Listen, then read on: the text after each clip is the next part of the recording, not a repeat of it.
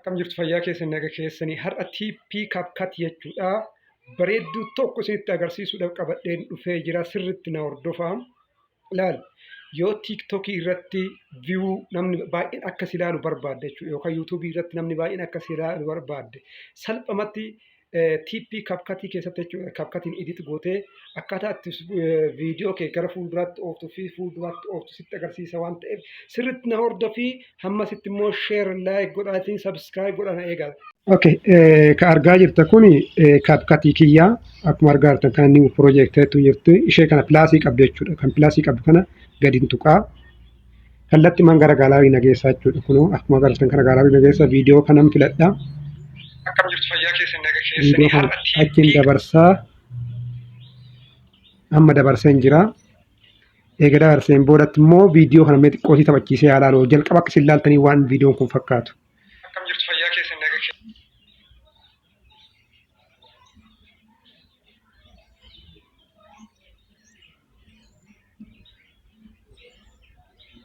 kana fakkaata viidiyoon kun jechuudha. Calliseetumaa yaa'a. Amma mee viidiyoo kana immoo haala booda sirreessu amma asii bakka kana ka'eeti dura addaan ciccira jechuun split godha dura. Split naannoo kanatti splitaa godhu amma yeroo qusachuudhaaf jechuudhaani naannoo kanatti splitaa godhu kunoo splitteettu asiiftii tokkoffarratti gadi qabee amma split godheeraa tokkoffarratti lammaffarratti illee gamana deemee split asittaa godhu godheen jira sadaffarratti illee akkana deemee isinitti agarsiisu sadiin gaadha. Amma eeganan godhannoo immoo keyframe tamtu irratti godhachuudha. Keyframe bakka mure kanneen hundattu duras eega filadhee akkanatti booda as dhufee bakka kanatti keyframe diimaa agarsiisa. Ishee kana gadi qaba akkana gadi qaba. Ila kun agartanii diimtuu as jala jira jechuudha.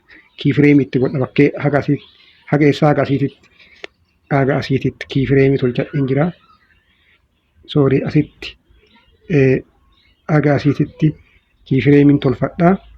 Ammallee dhufee tana filadhaa. Eega tana filadheen booda immoo keyframe bakka kanatti tolfadhaa. Akkana siisee haga eessatitti bakkee jalqabatti mure hin jirti waan ta'eef agasiititti ammas keyframe tolfadhaa. Kan itti aanuun filadhaa ammallee eega filadheen booda asiin jalqabarraa sii ka'aa. Jalqabarraa asitti illee keyframe tolfadhaa. Saniin booda immoo haga eessatitti laalee mure agasiitti agasiita keyframe tolchadhaa xiqqoo asii jalqabarraa gamana baaseetiin filadheetiin ammallee keyframe itti tolfadhaa akkas godhee kun bakka diimtuu agartee keyframe jechuutiin natti agarsiifti dhumarratti immoo asitti dhumaa jechuudha. Amma immoo qubaan fayyadama amma kanaan boodatti viidiyoo kee gara alaatti amma fakkeenya ishee kana yoo barbaade ishee kana filadheetu maani garamitti baasuu barbaada gara fuulduraatti fiduu danda'a suuta godhee ilaala. Suutuma akkasitti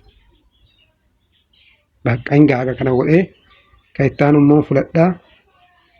Kan ammoo fuulduratti fida jechuudha. Kan ammoo fuulduratti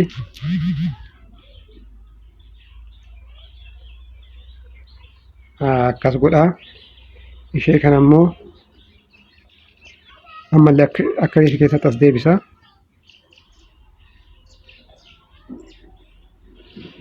Akkee godheen jira. Amma immoo ishee kana ammoo akkamiin godhaa? Godhuu ishee kana.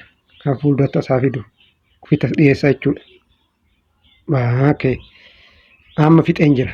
Mee amma viidiyoon kun akka duraati immoo laalaa sirriitti akka inni bareedu baay'ee bareeda namatti. Laala. Kan agartanii? Baay'ee namatti tola. Laala akka inni jira.